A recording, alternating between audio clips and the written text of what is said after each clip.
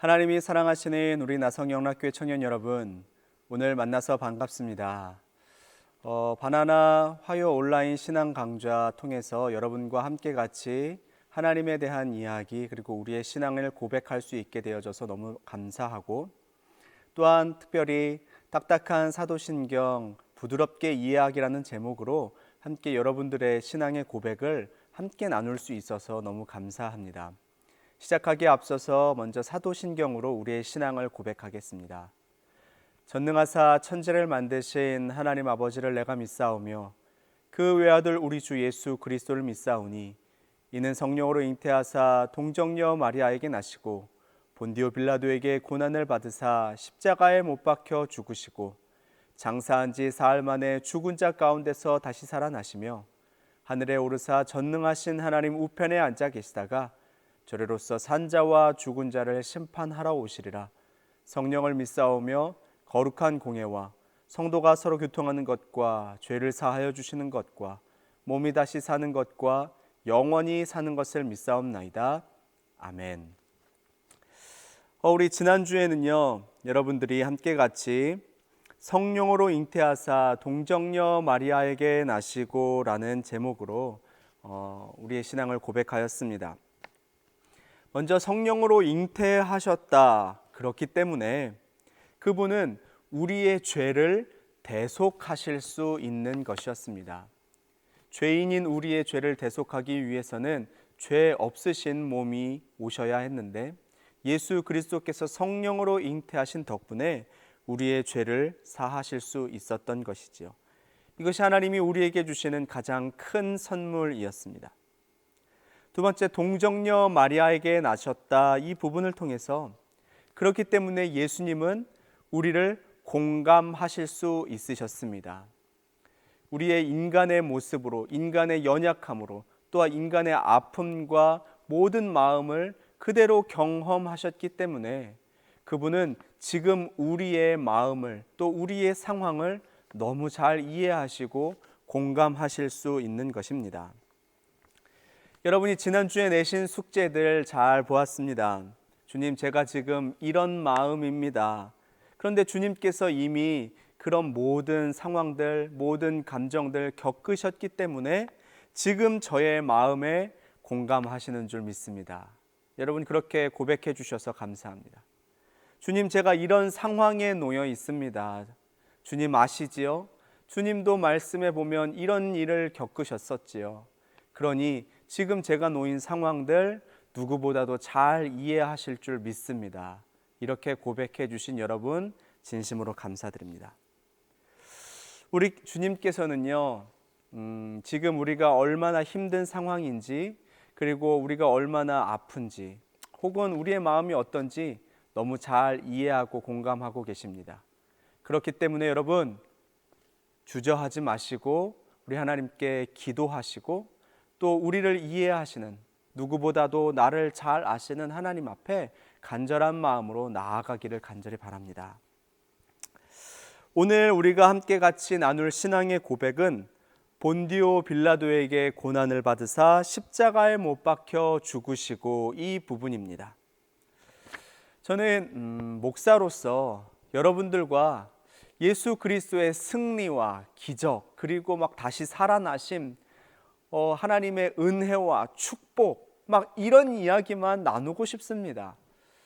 그러면 그런 이야기를 나누는 것만으로도 우리는 큰 기쁨이 있고 감사가 넘칠 것 아닙니까?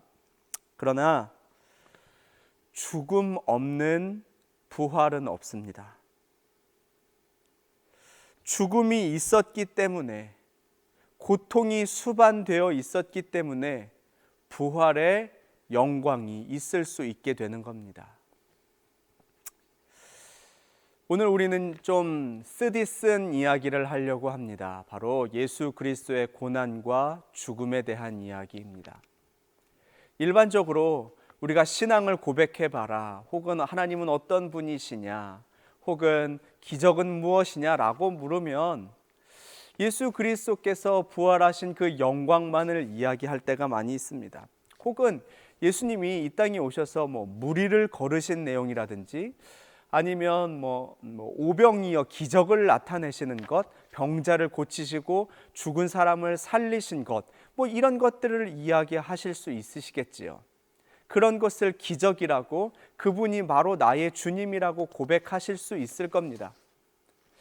그런데 우리가 고백하는 이 사도신경에는 그런 기적의 이야기는 없습니다. 그걸 고백하라고 말하지도 않습니다. 사실 믿음의 대상이라는 것은, 신앙을 고백한다는 것은 그런 기적 이야기뿐만이 아니기 때문입니다. 어쩌면 그런 기적 이야기들은 다른 종교에도 다 있습니다. 웬만한 이단 보십시오. 아이고, 병자가 살아나는 것들은 우습습니다. 다른 종교들에게도 창조 설화가 있고, 우리 노아의 방주처럼 세상이 어떻게 이렇게 생겨났게 되어졌는지에 대한 이야기들도 전부 다 있습니다. 다른 종교도요. 그러나 진짜 기적은 무엇이냐? 진짜 우리가 신앙을 고백해야 할 것은 무엇이냐? 태초에 천지를 창조하신 그 하나님이 우리를 사랑하셨고, 그 사랑하신 덕분에 죄인인 우리를 위하여 이 땅에 오셔서 몸소 고난을 당하시고 십자가에 못 박혀 정말로 죽으셨고, 그리고 다시 살아나신 덕분에 우리가 죄사함을 얻을 수 있었고, 우리가 구원받을 수 있게 된 그 사실, 이것을 믿는 것이 진짜 신앙의 고백이고, 이것을 고백하는 것이 기적을 고백하는 것입니다. 오늘 우리가 첫 번째로 나눌 신앙의 고백은, 첫 번째로 본디오 빌라도에게 고난을 받으사, 이 부분입니다. 우리 예수님이 탄생하실 때에 그 아우구스투스 황제가 집권하는 로마였잖아요. 그런데 그 뒤로부터 30년이 흘렀습니다. 그리고 티베리우스 황제가 다시 등장하게 됩니다.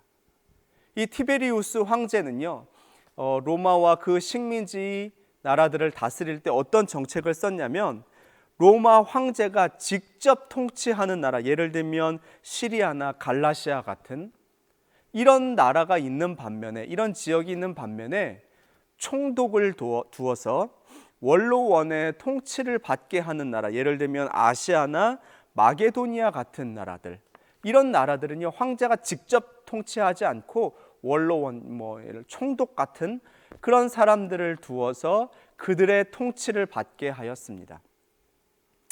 우리가 사도신경에서 정말 희대의 원수처럼 매번 그렇게 저주하는 본디오 빌라도 있지 않습니까? 그 본디오 빌라도가 티베리우스 황제의 명을 받아서 총독으로 부임한 그 총독의 이름이 본디오 빌라도입니다. 그는 유다와 사마리아를 다스리고 있는 로마 5대 총독이었지요. 역사에 본디오 빌라도, 그리고 신앙 고백에 본디오 빌라도가 정확하게 이름이 언급되는 이유는 크게 두 가지입니다.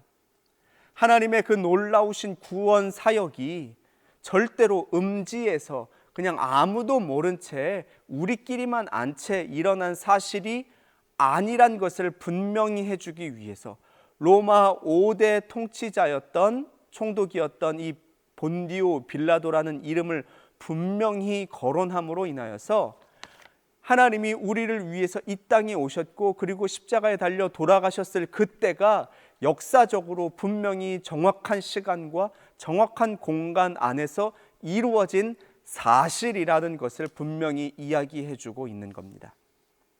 또 한 가지는요, 실제로 예수님을 십자가에 못 박은 사람들은 본디오 빌라도가 아니잖아요. 로마 군인들이잖아요. 그러면 사도신경에서 로마 군인들에게 고난을 받으사 이렇게 하지 않고 왜 굳이 본디오 빌라도에게 총독 이름을 거론했을까요? 그것은 그에게 분명히 책임이 있었기 때문입니다. 그 책임은 그가 결정권자라는 데 있습니다. 아무나 결정권자가 아니지요. 아무도 예수를 십자가에 못 박으라고 결정할 수 없습니다.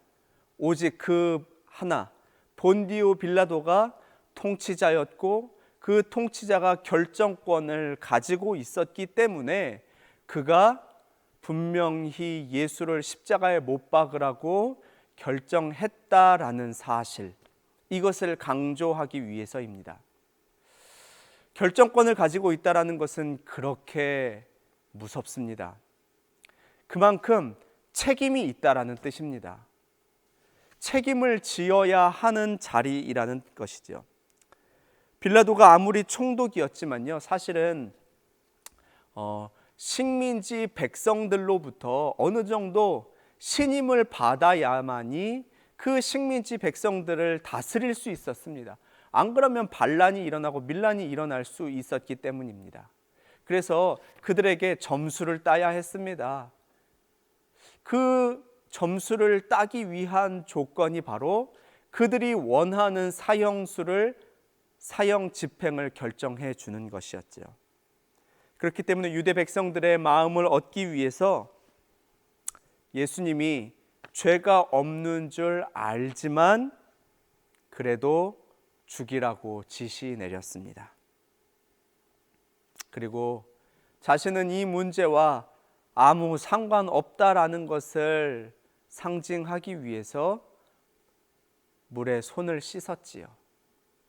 아무리 씻으면 그것이 씻겨졌겠습니까? 하나님께서는 우리에게도 위임하신 것이 있습니다. 우리에게도 그 책임을 맡기신 것들이 있습니다. 다시 말하면 하나님이 우리에게 책임을 물으실 것들이 있더라는 말입니다. 우리는 아까 처음에 말씀드렸던 것처럼 하나님의 은혜와 복을 누리고 기쁨과 감사를 만끽하고 싶기만 하지요. 그러나 그와 더불어 하나님이 우리에게 맡기신 정의와 진리에 대한 책임을 우리는 다해야 합니다. 말씀하신 것을 지키며 살았는지, 그리고 말씀하신 하나님 앞에서 정당한 삶을 살아가고 있는지, 그리고 하나님을 사랑함과 이웃 사랑함을 공평하게 실천하고 있는지, 하나님이 우리에게 말씀하신 대로 가서 너도 이와 같이 하라고 하신 말씀을 실천하며 살아가고 있는지, 이 모든 것들은 우리에게 주신 권리임과 동시에 책임임을 잊지 말아야 합니다. 하나님의 그 구원의 은혜, 영광을 누리는 것뿐만 아니라 막중한 책임감 또한 우리에게 있더라는 겁니다. 여러분은 이 땅에서 하나님의 백성답게, 하나님이 구원해 주신 사람답게 그 책임을 다하고 있으십니까?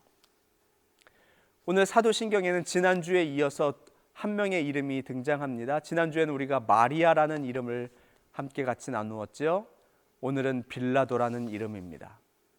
사도신경에 나오는 이 두 사람, 마리아와 빌라도, 이 두 사람은 막중한 책임감을 가진 사람임과 동시에 한 사람은 그 책임을 다하였고 또 한 사람은 책임을 소홀히 여겼습니다. 너무 대조되는 이름이지요.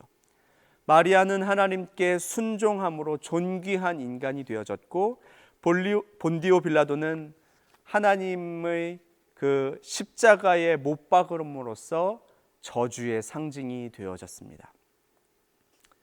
둘 다 사정이 있었지요. 마리아도 사정이 있었고 본디오 빌라도도 사정이 있었지요. 그러나 그렇게 상황은 다르지만, 사정은 있었지만 그들을 후대에 평가하는 내용은 천지 차이라는 말입니다. 여러분은 어디에 속하십니까? 하나님께서 주신 그 책임을 다한 마리아에 속하십니까? 아니면 책임을 주셨지만 그 책임을 업신여긴 빌라도에게 속하십니까? 둘 다 물론 쉽지 않은 선택이었을 겁니다.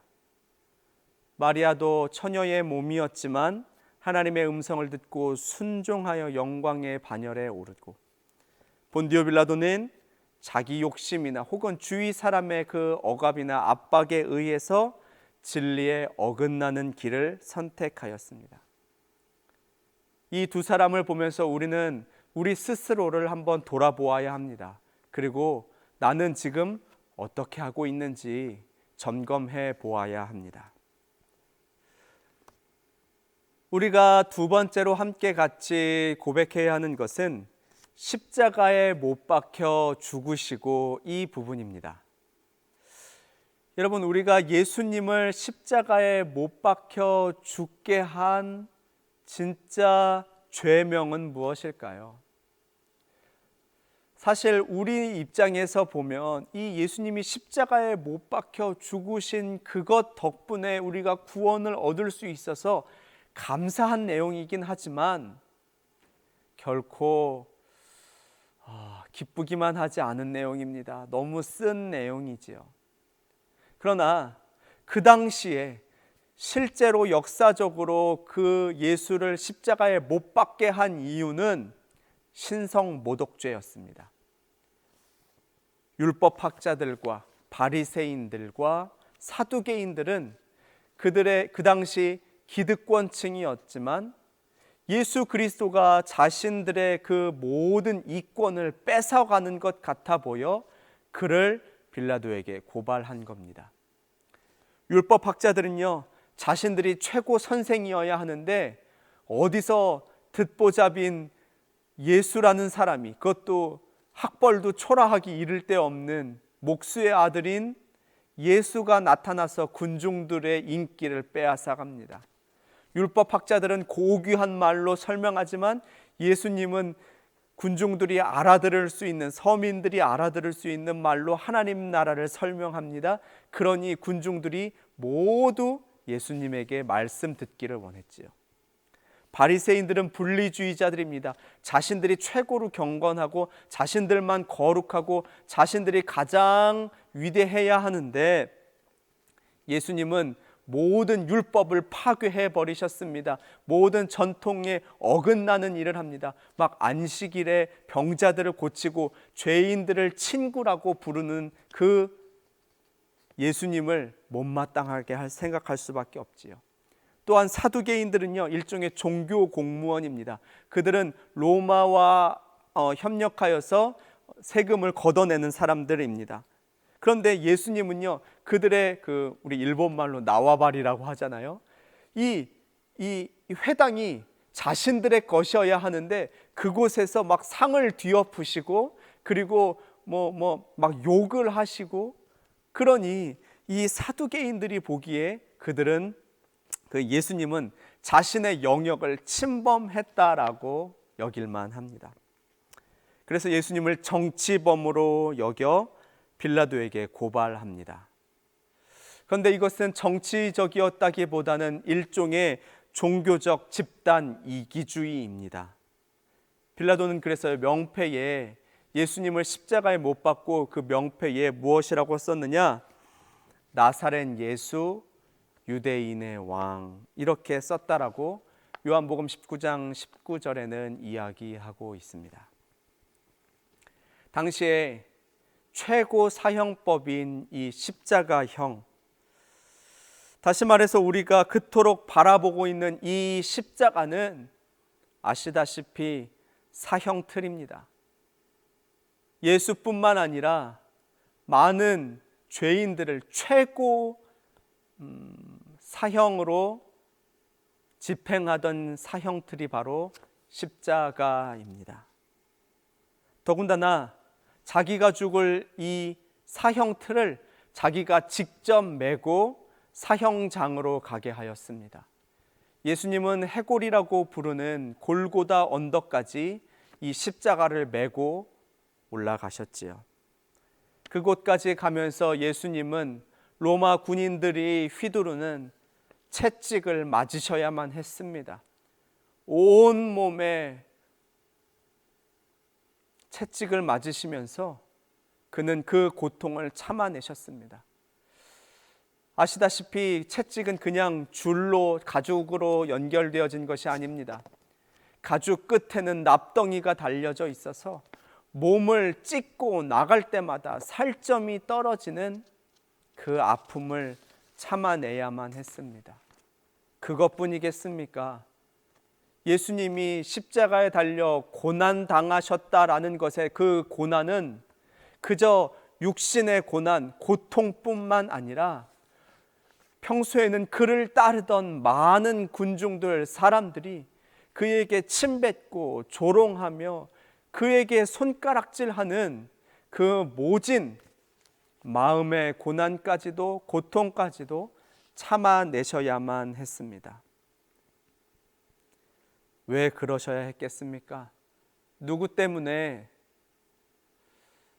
육신의 고통과 정신적 고통까지 참아내셔야만 했습니까? 하나님이 뭐가 아쉬우셔서 인간의 모습으로 오셔서 그 심한 고난을 당하셨어야만 했냐 말입니다. 그 정답 우리는 너무나도 잘 알고 있지요. 이사야 53장 5절부터 6절까지의 말씀에 그것을 이미 예언하고 계십니다. 그가 찔림은 우리의 허물 때문이요 그가 상함은 우리의 죄악 때문이라. 그가 징계를 받음으로 우리가 평화를 누리고 그가 채찍에 맞음으로 우리가 나음을 받았도다. 우리는 다 양 같아서 그릇 행하여 각기 제 길로 갔거늘 여호와께서는 우리 모두의 죄악을 그에게 담당시키셨도다. 아멘. 그것은 다름 아닌 나를 위한 고통이셨습니다. 온몸과 마음으로 고난 당하심은 바로 나를 위한 것이었습니다. 그 아픔은 고난으로, 고통으로 끝나지 않고 사랑이었기 때문에 그는 그것을 참아내실 수 있는 것이었습니다. 그렇기 때문에 우리는 더 이상 아파할 필요 없습니다. 그렇기 때문에 더 이상 우리가 죄인일 필요 없습니다. 더 이상 징계받을 필요 없습니다. 왜냐? 그가 이미 우리 대신해서 받아내셨기 때문입니다. 심지어 우리는 착하지도 않잖아요. 말도 안 듣잖아요. 말썽꾸러기 자녀들이잖아요. 거룩하고 순결하지도 않잖아요. 그러나 아님에도 불구하고 아까 읽은 말씀처럼 우리는 다 양 같아서 그릇 행하여 각기 제 길로 갔음에도 불구하고 여호와께서는 우리 죄악을 그에게 담당시키셨습니다. 그렇기 때문에 예수님은 고난당하셨을 뿐만 아니라 실제로 죽으셨음을 우리는 또한 기억해야 합니다. 왜냐?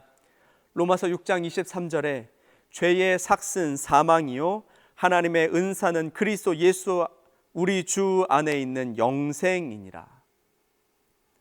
그분이 실제로 죽으셨기 때문에 반드시 죽으셨어야 우리의 죄값을 완전히 치러 주실 수 있는 겁니다. 죄인인 우리를 위해서 죽음에서 건지시고 그리고 영원히 살리실 수 있기 때문입니다.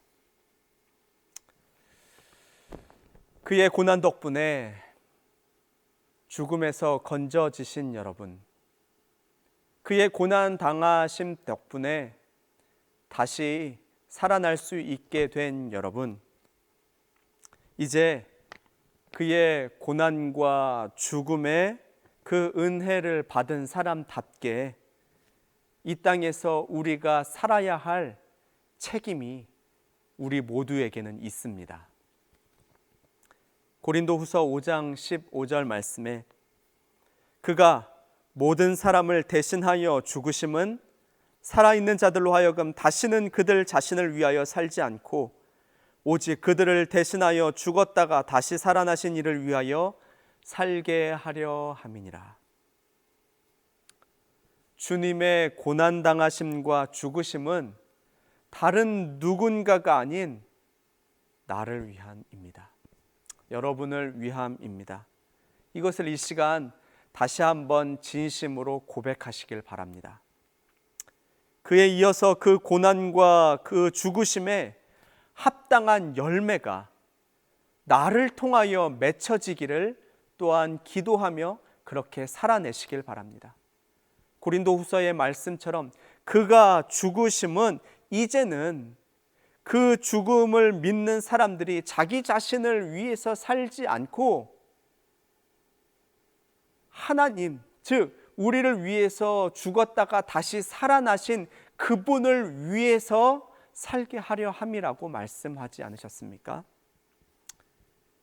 이제 그가 죽으셨으니까, 그리고 다시 살아나셨으니까 이제 그것을 믿는 여러분, 우리는 우리 스스로를 위해 살지 말고 우리를 위해서 살아나신 그분을 위해 이 땅 살아가는 저와 여러분 되기를 주님의 이름으로 간절히 축원합니다.